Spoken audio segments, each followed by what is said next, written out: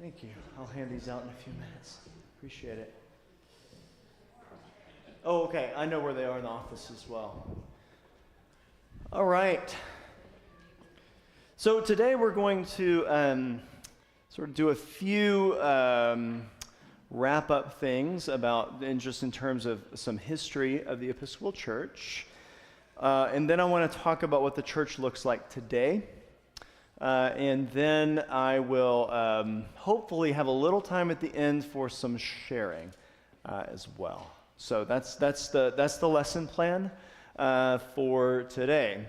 When I first gave this presentation, the very first Sunday we talked some about the history of the Book of Common Prayer. This is a presentation I had modified from one that I gave at my former parish when we did a series on racial justice and the church. And I shared more extensively in that setting about my own background in Louisiana and my own journey in terms of thinking through issues of race and class. I'll share that with you all at some point, that presentation. But as part of that, I also delved a bit into the history of the Episcopal Church. And so this is, again, we're just scratching the surface here, but there are some things that I would love to share with you all. Part of what I had talked about originally in that presentation was growing up a Southern Baptist, and the Southern Baptists in 1845 separated from their other Baptists brethren over the issue of whether or not foreign missionaries could also be slave owners. And so the Southern Baptist Convention was formed in 1845 because there were those who wanted foreign missionaries in the Baptist Church to be able to also be slaveholders. So when I gave this lengthy presentation about all of this, I kind of transitioned then to the Episcopal Church and said I then became Episcopalian, where we have no problems and issues whatsoever. And I was hoping for laughter, which you gave me, because that's not the case. So skipping all this jazz and coming to this question of reckonings. So some of you may not know this, but again, just a piece of Episcopal history. There was a split in the Episcopal Church. Nearly all of the Protestant denominations had a split around the issue of slavery and around the Civil War. So obviously the Southern Baptist one is a little bit more public because that's still the name of the organization today. And the Episcopal Church had a rift I'm going to talk about briefly. That rift was repaired very quickly after the Civil War. And so the Episcopal Church reunited in the years following the Civil War pretty quickly. But as we know, that doesn't mean that everything is just fine. And we're getting into some broader cultural trends as well about where the Episcopal Church had wealth and power and where the Southern churches did not. So there was a meeting at St. John's Episcopal Church in 1861. You can see here on July the 3rd. And it was the Protestant Episcopal Church in the Confederate States. So there was such a thing. And so there was, as I said, a split in the Episcopal Church. I'm going to share with you a letter from some of the people who were there at this convention. They wrote that Southern Episcopalians had previously been hindered by the pressure of abolitionism. Now we have thrown off from us that hateful and infidel pestilence. Talking about abolitionism. Freed from that hateful and infidel pestilence of people wanting to abolish slavery, the Southern bishops then committed themselves to the God-given institution of slavery. So there was a shared discourse among different Protestant denominations at the time in the South. So in practice, what these Southern Episcopal bishops had to say was not any different from what Southern Baptists were also saying. Again, there was a common thread. Boy, it's related to our to our readings and our sermon for today even, right? There was this common thread across the Southern churches of supporting slave owning and having theological defenses at the ready for slaveholding as well. So, this is again from that document. Slaves were declared a sacred trust committed to us as a people. While under this tutelage, God freely gives to us their labor, but expects us to give back to them religious and moral instruction.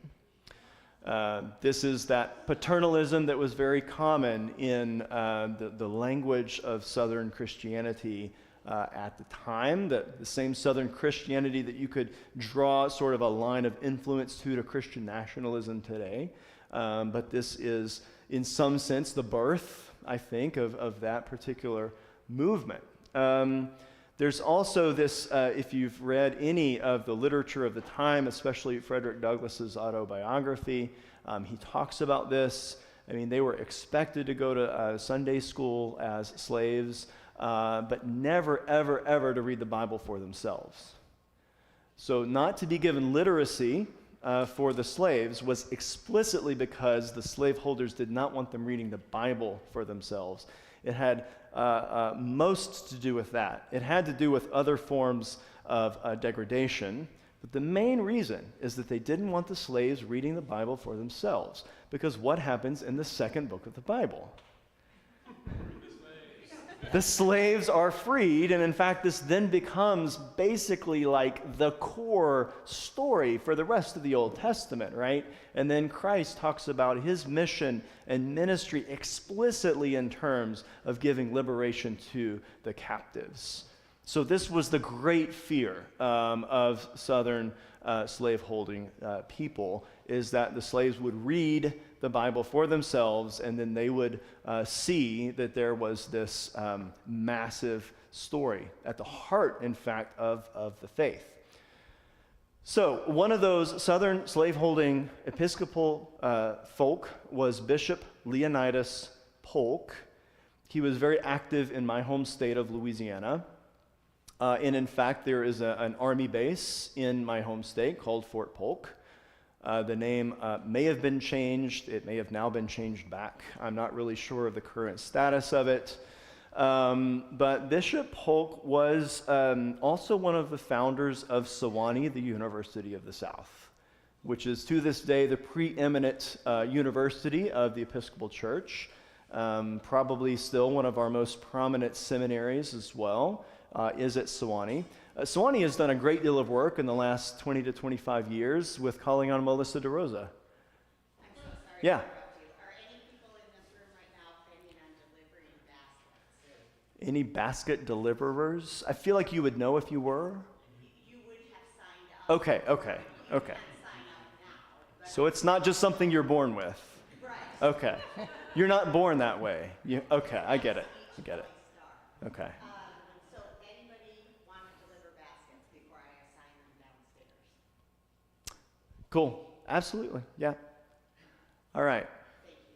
So Bishop Polk was, as I said, a co-founder of Sewanee, and Sewanee has done a great deal of work in the last 20 to 25 years of coming to grips with this, telling the story, looking at it in the face, being honest about what that looks like, and having those deep and sometimes difficult conversations about what it should look like today, that this man was one of their founders. Now, Bishop Leonidas Polk died in 1864, and if you're thinking through the history, you realize that he died in battle, so he became a general actually in the Confederate Army. Not only that, he actually wrote that when he became a general in the Confederate Army, he said, "I put the uniform over the stole." Yeah. So the idea of him as a clergy person was subsumed to this role that he wanted to take to defend the South, at least as the narrative went. So Bishop Polk founded many Episcopal churches, many Episcopal churches in the South. So this two different things here. This one is St. John's Episcopal Church. So I went on the racial reconciliation pilgrimage with the Diocese of Texas. It's basically the same one that runs here every year out of the Diocese of Michigan. And one of the stops is St. John's Episcopal Church in Montgomery, Alabama, where the convention of the Protestant Episcopal Church in the Confederate States of America was held. at that church. So that church is still in existence today. They have finally gotten rid of the so-called Jefferson Davis pew that they had prominently displayed in the church for many, many years.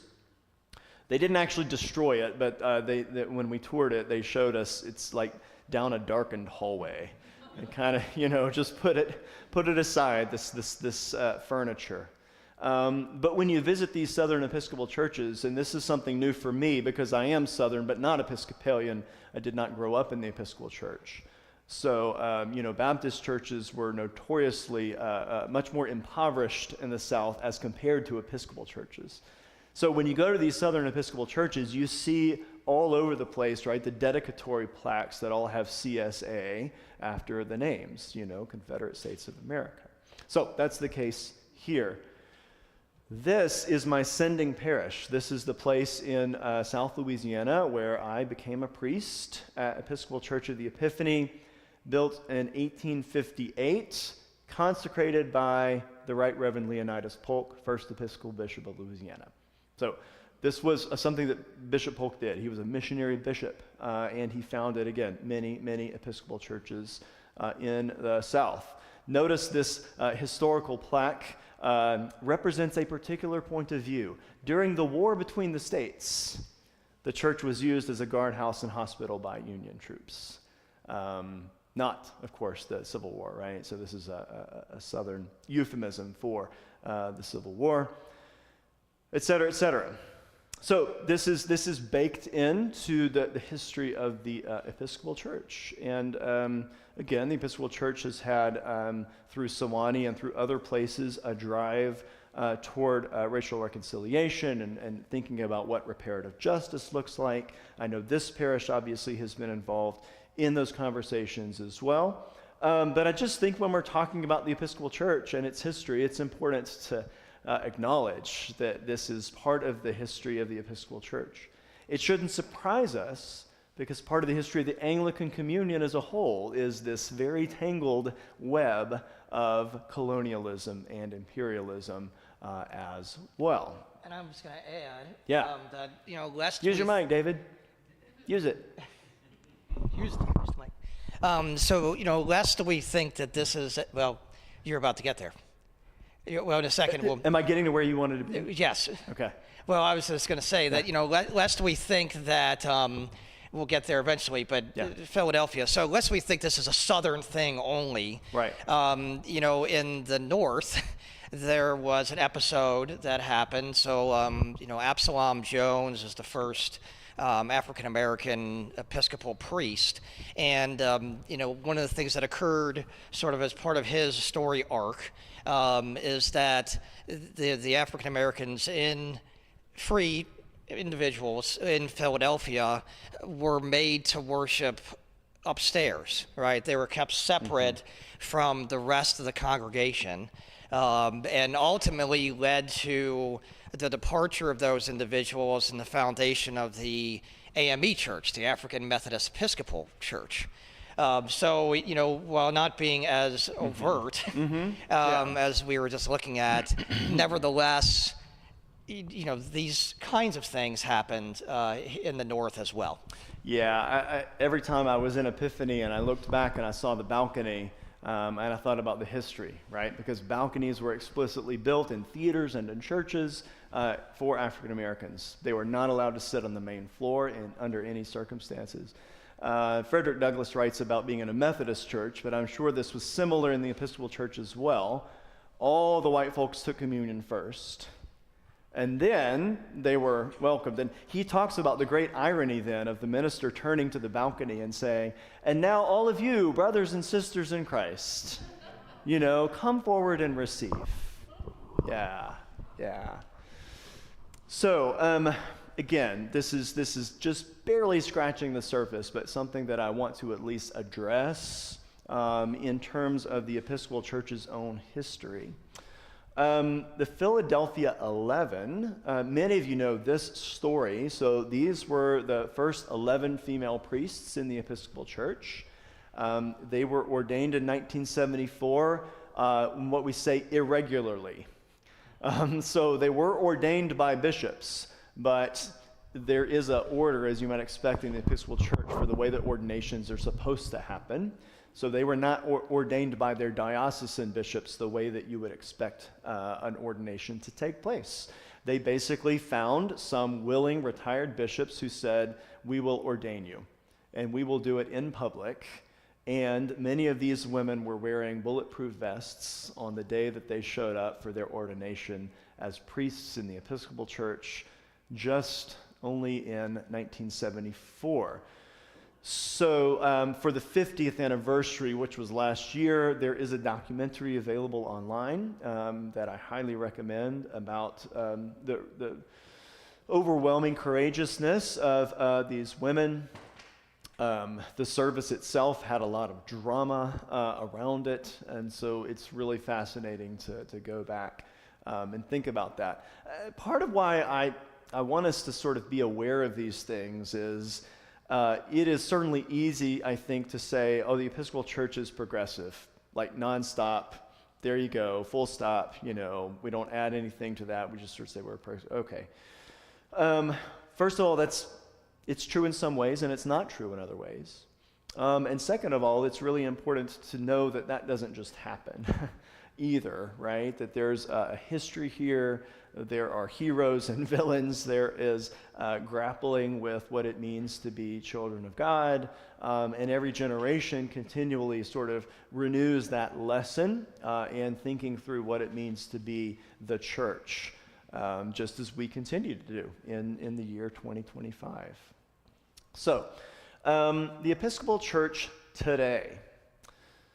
I want to get there in just a second. There's two other things I want to do first. So one of them is to go to the National Church website. And this is the sort of thing I used to do with students, which was to rhetorically read a website, to think about perspective. So what perspective do you see here? What is sort of the message that's being communicated when you come to the main website of the Episcopal Church? I'm just going to let this video play for a second, and then I'm going to scroll down through the website as well.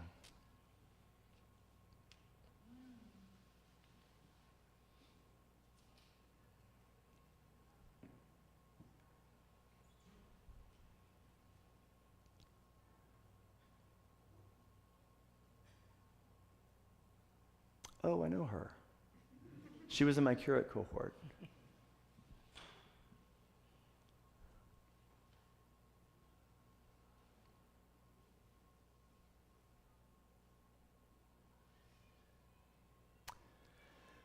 So let's think about this for a moment from a communications and rhetoric standpoint.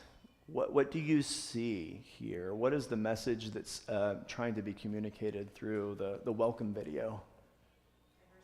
Diversity, for sure, right?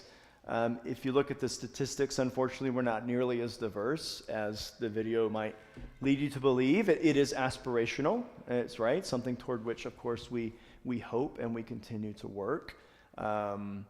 My minority students used to joke about this when I was a college professor, that they were always in the brochure every year. Even after they left and graduated, they were still always in the brochure. But for sure, right? It's aspirational. What else do you see?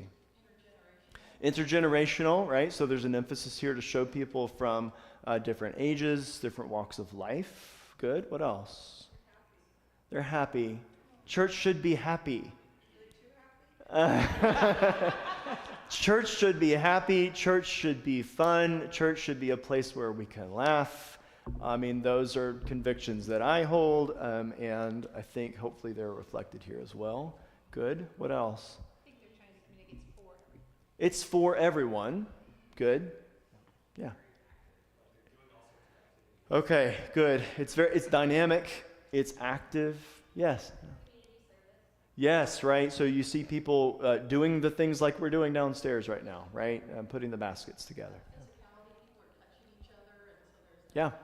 Yeah, good. It's embodied. It's the theological word is incarnational as well. Yeah, tradition, and yet you also saw a lot of drums. Yeah. So I think what's also being communicated is that this is not your grandparents' Episcopal church.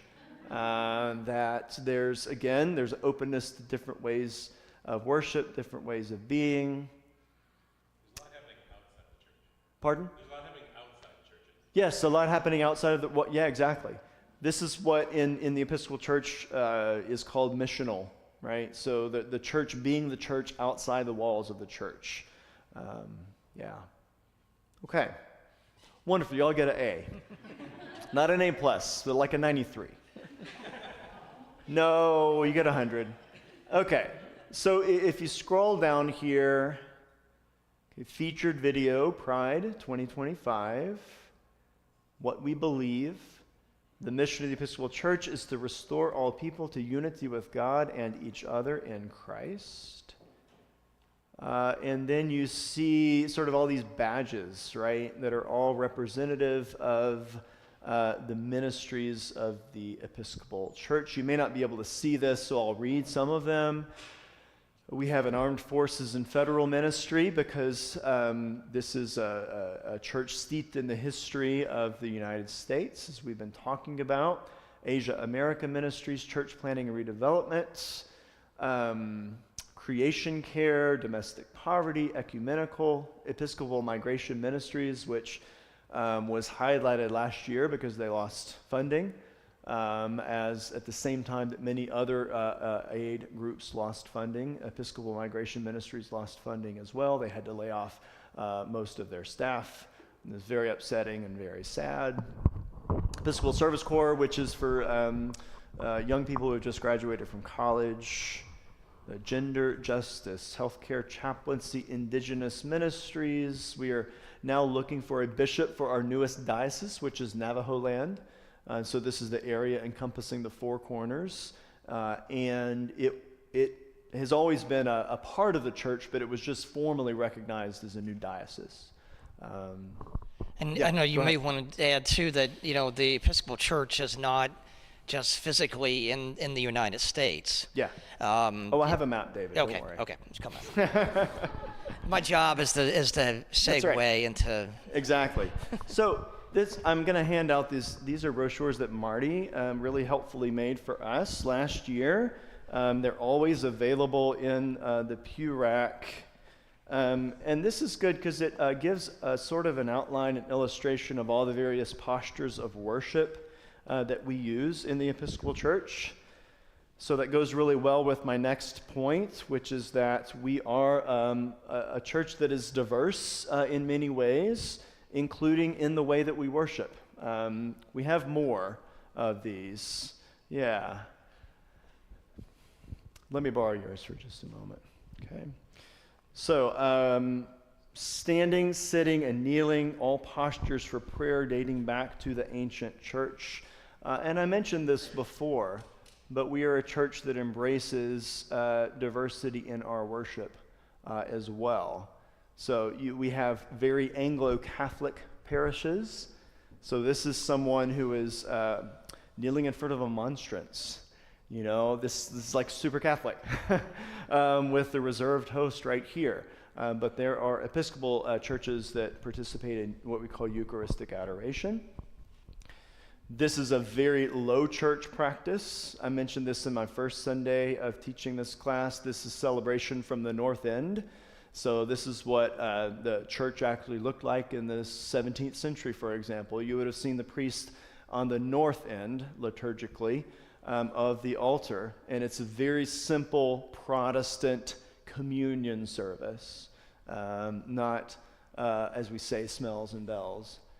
We are also a church as the Episcopal Church, so many Episcopal churches have contemporary worship, they have praise bands, they have screens displaying images and words during worship. Again, so this is not uncommon in the Episcopal Church either.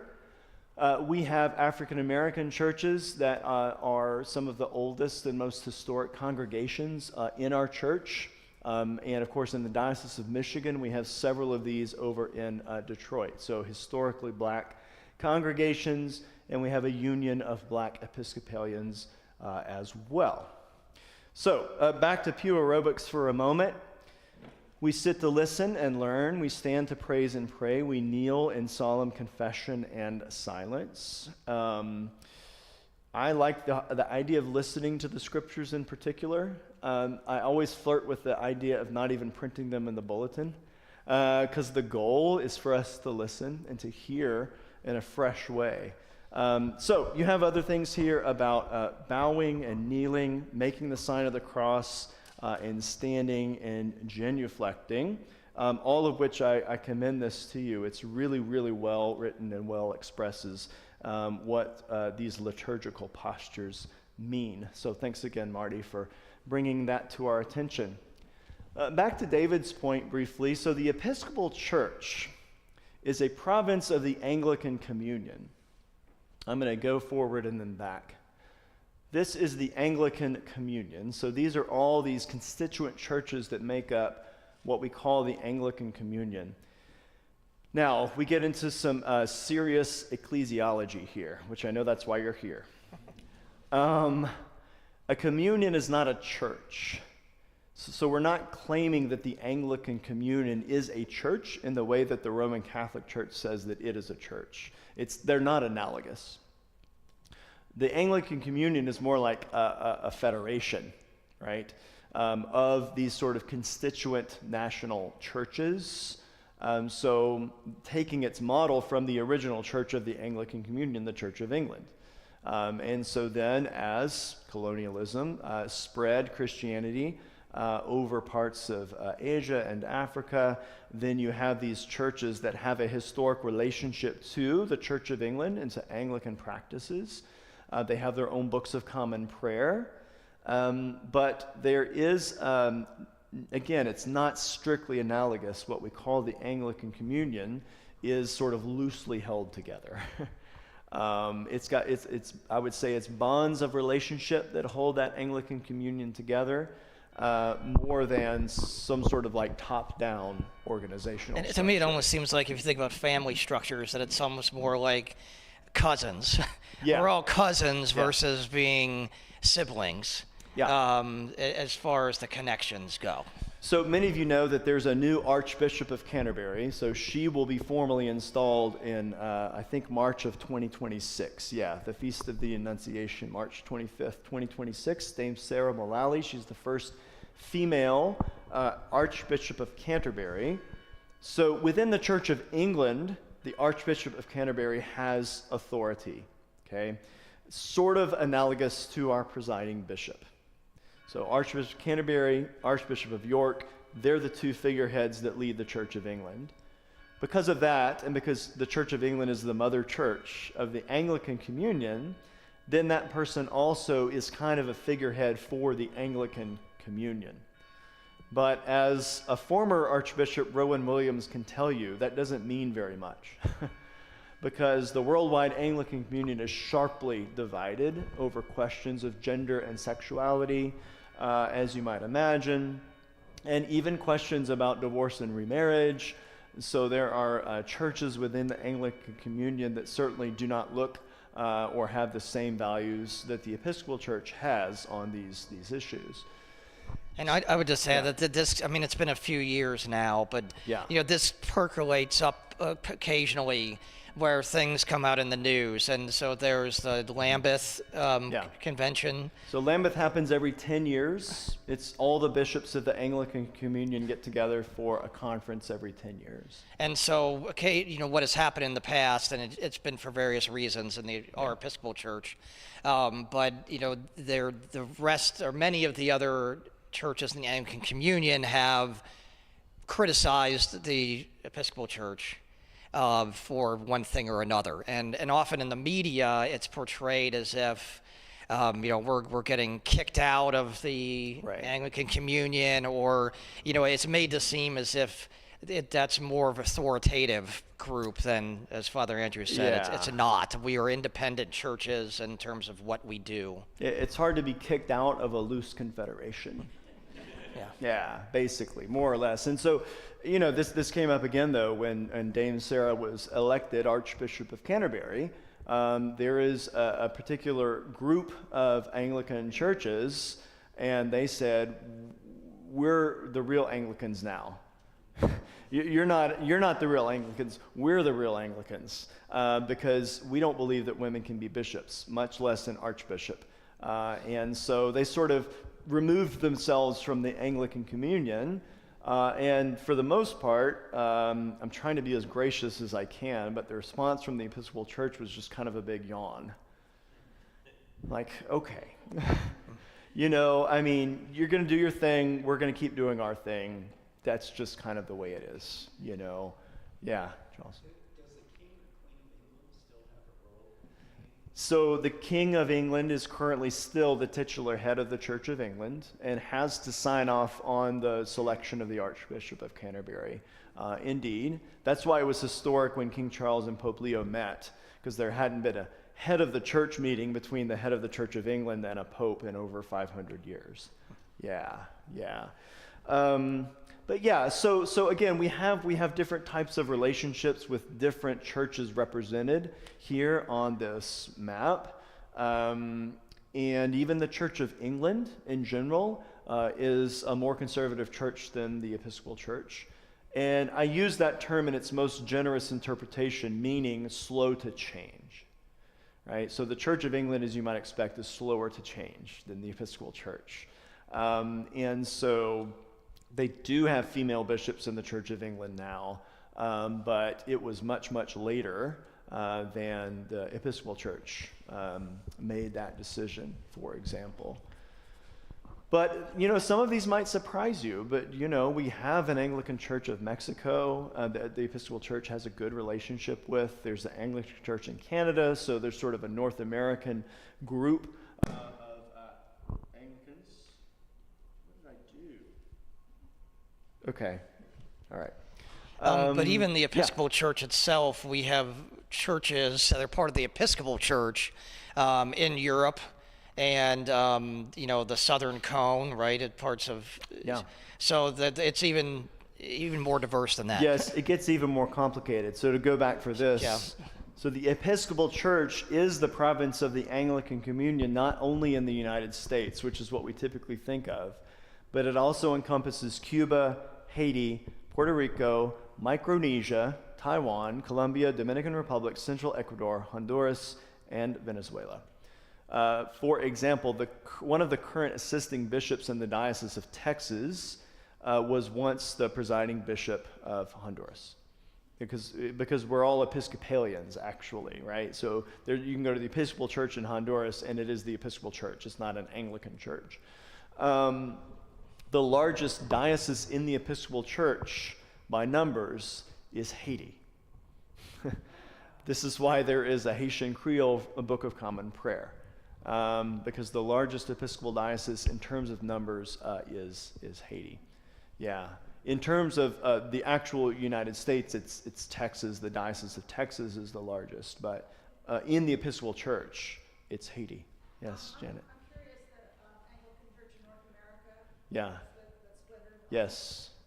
Are they represented in any of the other continents? So this is a good question. They're really not, but they've made partnerships with groups in those other places as well. Do you want to explain what that group Yeah. is? So some of the history here to go back, there is a group that calls itself the Anglican Church in North America that's not formally recognized by the Anglican Communion. So, again, the semantics are challenging here, okay? And I think for those folks, Yeah. the last straw may have been the ordination of... I'm trying to remember where that was. I think it might have been... Gene Robinson, so who that was was the our first first openly gay openly gay bishop in the yeah, Episcopal in Church. I think that sort of 2003. pushed it. But Yeah. there were a number of other things that upset people along Sure. the way. The new prayer book in 1979, which said, you know, contemporary language in there. Certainly ordination, before that, ordination of women to the Right. priesthood, Right. ordination of a woman bishop. Yeah. So there were a number of factors that kind of... Yeah, so just to briefly give you some of the context here, when that happened in 2003, there was no Anglican Church in North America, but disaffected Episcopalians started aligning themselves, either as parishes or even as dioceses, with other groups, some of which were located in South America and some of which were located in Africa. There was one group called the Anglican Mission in America that said, our bishop is the Bishop of Rwanda. That's our new bishop, right? And so all of this sort of violates a central principle of church governance, which is that a diocese is a coterminous piece of land that a bishop geographically has jurisdiction over. But they were sort of jumping, right, and saying, well, this is really our bishop now, and this is really our bishop now. It's very confusing. Yeah. What's the status then of Christ the King in DeWitt? I'm not sure, because I don't know the area well enough yet. Because many years Yeah. ago, when this diocese, Yeah. we went through the Yeah. schism of Gene Robinson, Right. a lot of people Yeah. left. Well, They went to Christ the King. yeah. They had hired one of those Yeah. priests who just Yeah. So what happened over this? Well, there's actually there's two. I hope I'm speaking correctly here, but I think it might be conflating two things, because there was a Christ the King church that was founded as part of the Anglican Church in North America. They met downtown in Lansing, I think, at some point. But there's also Christ United in DeWitt, which was basically a combined Episcopal Lutheran. Yeah. Yeah. Two different, right? Okay, so is there maybe there's a Christ the King in DeWitt too? I don't, or maybe that's where they moved. Maybe they moved up there. I don't know, but So the basic gist of it is that this group started coalescing, and it's now called the Anglican Church in North America. And it can get really confusing if you're looking for an Episcopal church, and you go into a church that calls itself Anglican and uses a Book of Common Prayer, which they wrote their Book of Common Prayer in 2019. And it will feel very, very similar to what we do here. So as far as the ACNA goes, there is one diocese that is not geographically coterminous, but they are sort of the most progressive of the Anglican Church in North America diocese. They have no problem with women, and it ranges then all the way to extremely conservative groups that sort of are within the Anglican Church in North America as well. There were two really unfortunate places to sort of highlight in this history. One is South Carolina, and one is Fort Worth. What happened in Fort Worth is that the group, the ACNA, sued the Episcopal Church in Fort Worth for the name and title and property. And unfortunately, because of the composition of the circuit court, they were awarded that lawsuit. So there were Episcopal churches in Fort Worth that had to literally overnight give up everything. Their churches were literally being emptied. You know, the Anglican Church came in and took out all the holy things, right? And put their own stuff in and locked the doors and changed the locks. And it was terrible, terrible, terrible. And then it got even more confusing because in the lawsuit, they had one title to the name, the Episcopal Church Diocese of Fort Worth. So then you're like really confused. What does this even mean? There is a happy ending to this story, which is that a couple of years ago, the Diocese of Texas and those parishes that were formerly part of the Diocese of Fort Worth got reunited. So now the Diocese of Texas, which used to stop just north of Waco, extends all the way up to the Red River, and it includes all of Fort Worth. So those churches are now part of the Episcopal Diocese of Texas because they kept worshiping. I mean, they went to movie theaters and they went to schools and they found ways and were resourceful and nimble and found ways to continue to worship as Episcopalians, even though their churches had been taken over. So all of that is to say there's not a whole lot of love between especially those former Episcopalians and the ACNA. However, I also saw something really amazing happen when I was in Texas, which is that there was an ACNA church plant in Austin, and over the course of their existence, they wanted to welcome all, as the Episcopal Church does, and they wanted to be more cognizant of that, and so they have now been received into the Episcopal Church, the entire parish. Yeah. So they had a year-long conversation with the bishops in the Diocese of Texas, and they had a congregational vote, which was around 80% of those folks said, yes, we want to join the Episcopal Church. So their priests are now Episcopal priests. The parish is now an Episcopal parish. and it's thriving and doing really well. The same thing happened, by the way, in Indianapolis. So there was an ACNA church plant there called The Table, and they became an Episcopal church several years ago as well. Yeah. I believe there is a former curate from All Saints. Uh-huh. Who is now bishop in ACNA. Oh, really? Okay. I'm not sure, you know, like Nova or something? Yes. Yeah. Interesting. Okay. Yeah. So yeah, I mean, I would say the Episcopal Church has had a great renewal in the past 20 years. I think a lot of it started to come with the ministry of Bishop Michael Curry, whom you saw featured prominently in the video several times. Our first African-American presiding bishop, very dynamic, carried with him the rhythms and the cadences of black gospel preaching and sort of revivified, the Episcopal Church in a lot of places. So the Episcopal Church, as is true of many American churches, suffered a downturn during COVID, but we are seeing those numbers turn back around now, which is really, really exciting. Yeah. 173?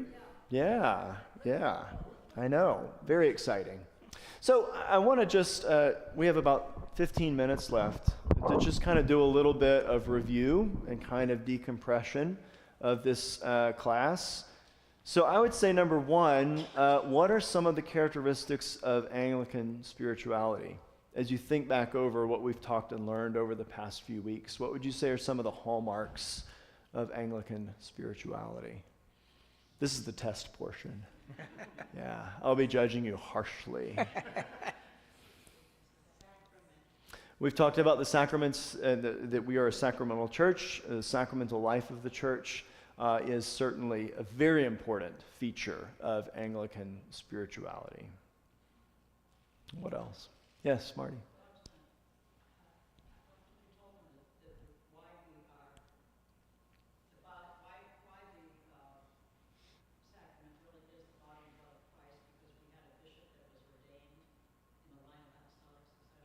Right, yeah, apostolic succession, so we carry that with us as well as Anglicans. So the idea that our bishops were, or ordained by bishops who were ordained by bishops going back to the early church and the apostles.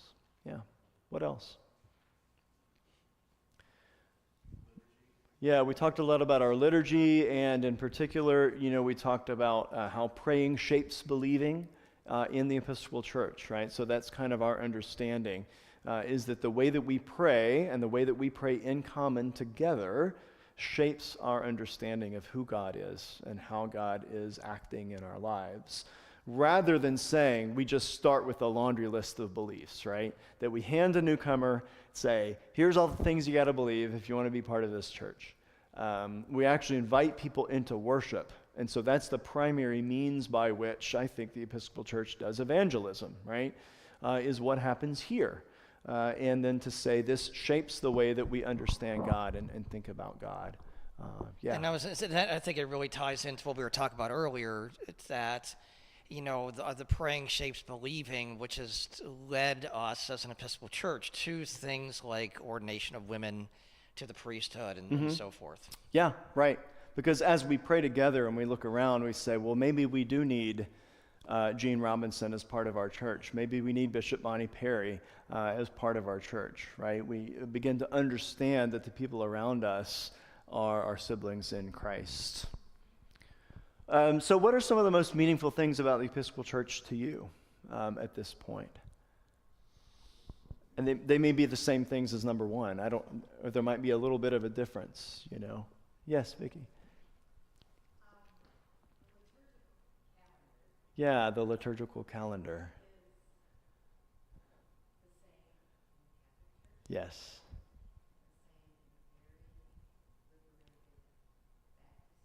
Mm-hmm. Okay. Yeah.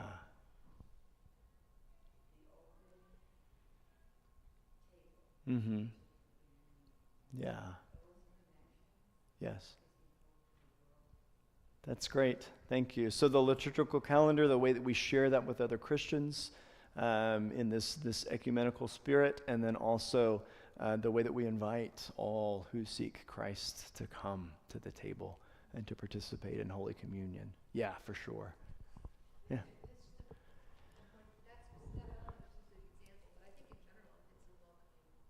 Yeah. Yeah. Right. Right. Yeah. And unfortunately, and I think this has been part of the deliberate emphasis in the Episcopal Church on renewal and evangelism, is that there are many Episcopal churches that are not welcoming. I mean, they might be welcoming in terms of their, ideology or political stance or whatever, but then when you actually get there and nobody talks to you and nobody invites you to come back and nobody, then that's not a welcoming environment. So there was a push by a layperson in Texas to start this organization called Invite, Welcome, Connect. And so they go and they train clergy and lay people literally how to welcome people on a Sunday morning, and how to have a pipeline from newcomer to participating member and those sorts of things. So this has been a great thing, a great strength of ours in the past several years, I would say. Yeah. Anything else? Yes. Especially in more recent times, the Episcopal Church and specifically this parish have been very socially justice-y minded. Yes. Yeah. And proclaiming in that area. Yeah. So aware of what the gospel calls us to in terms of our relationship to what's happening in the world. Yes, Bella. Actually piggyback on that in terms of whether, because I know there are other churches also are aware of the need for social reconciliation, whether racial reconciliation with others. Is that so? I skipped the entire semester. I'm just here for the part. Yeah, yeah.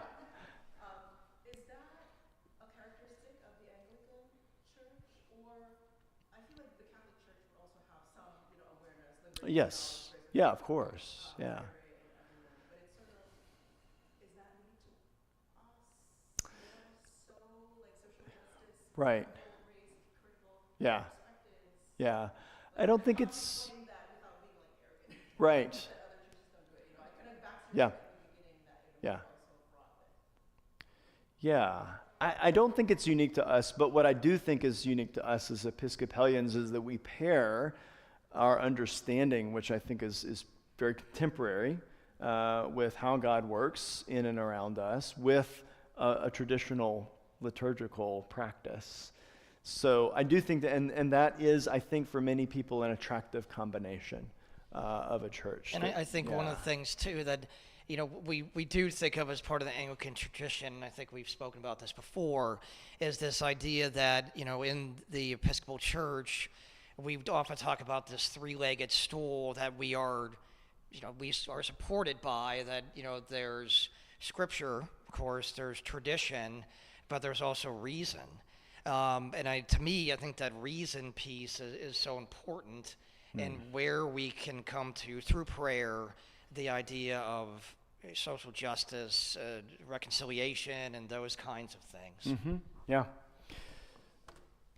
All right. If you had to give an elevator pitch for the Episcopal Church, what would it look like? 15 seconds. Nobody wants to try? Yeah, go ahead. Yeah. Yeah. Yeah. Yeah. Sure. Well, it's like Melissa shared this morning in her announcement, There's a lot of justifiable, entrenched ideas about what church is and about what you're going to encounter there. And I would say just getting somebody in the door is the hardest and the first step to seeing that that's not the case. But when you've been burned and hurt in so many ways, as so many folks have, by various toxic theologies, then it's really hard to invite them to church and to say, no, but really, this one's okay. Like, I know all the other ones stink. Yeah. I do think there's more, maybe more patience, kind of the reason thing you said, that you can kind of take your time with it. You don't have to show up and then Yeah. be like, okay, I accept these Yes. 10 tenets and I'm going to come back next week. Right. Kind of take your own You can take it at your own pace. That's great. Yeah. Just in light of that, I remember a former rector here when I first started attending All Saints. I remember approaching him and saying, I've got some uncertainties about some things, some doubts about some things. And he said, I'm glad to hear that. He said, I'm glad that you're asking questions because that's how you grow in faith. And I really took that to heart, so I would agree. Yeah. I think the analogy that I often use with people is that, the opposite of love is not hatred, but apathy. So, when a couple, for example, is having a lot of trouble, maybe in their marriage, as long as they're still talking and arguing, then that's positive, right? Because the channels of communication are still open. But it's when you sort of get into that frozen, apathetic state that things become more challenging. So in the life of faith, right, I think if you are wrestling, asking questions, even expressing anger, whatever the case might be, as long as you're wrestling with God, then we view that as something positive. Yeah. How does someone become an Episcopalian? Well, for $19.99, I'm so glad you asked. No, I mean, really, it's a quite simple. The way that membership is essentially defined in the Episcopal Church is you show up, you take communion at least 3 times within the course of a year, and you drop at least something in the offering plate. You're a member. So membership sort of has different levels. So we talk about what a member means in terms of our roles or being on the roll as a member. We talk about being confirmed, and then you can serve in the vestry and in various governance roles and things. But really, the Episcopal Church views itself as a branch of the one holy Catholic and Apostolic Church. And we talk about it in the Nicene Creed. And so you can join this local congregation very easily, but really to become an Episcopalian, there's really not much to it. It's to go to an Episcopal church. That's how you become an Episcopalian. Because, again, in actuality, when we do baptisms and even when we do confirmations, we never say, welcome to the Episcopal Church, now you're Episcopalian. We never say that. When we receive people from the Roman Catholic Church, we say, we recognize you as a member of Christ's one holy Catholic and Apostolic Church. Welcome. When we baptize someone, it's in the name of the Father, Son, and Holy Spirit. It's not in the name of the Episcopal Church or the presiding bishop. All the sacraments are available to everyone, whether or not they're on the membership rolls, right? So it really is quite easy to become an Episcopalian when all is said and done. Huzzah. All right. Any parting shots? Yes, exactly. Yes, that's right. Catholic with a small c, meaning just the universal church of all who are called by God. Yep. Yeah.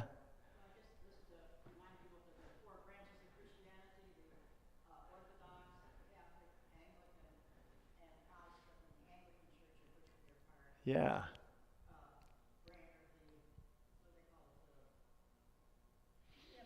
The Via Media. Yes. So holding the things, yeah. So we're holding the Catholic traditions over here. We're holding the Protestant traditions over here. We're kind of stretched in between the two. But yes, yeah. Historically, the Church of England, it tried to sort of navigate what it called the Via Media, or the middle way, throughout the Protestant Reformation. Yeah. Well, thanks, y'all. This has been a lot of fun. If you do have any questions about how to become confirmed or to join the local Episcopal church, such as All Saints, let me know. Andrew at allsaints.el.org. You can find it in the bulletin. Send me an email. Happy to talk. Thanks. It's been a lot of fun. Next week, poetry.